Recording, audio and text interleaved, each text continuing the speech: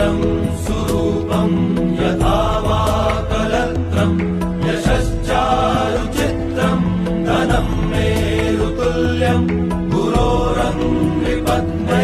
मनश्चेन्न लग्नं ततः किं ततः किं ततः किं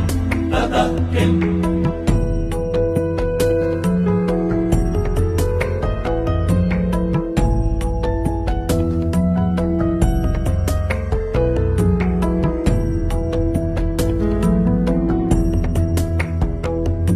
कलत्रं धनं पुत्रपौत्रादि सर्वं गृहं वा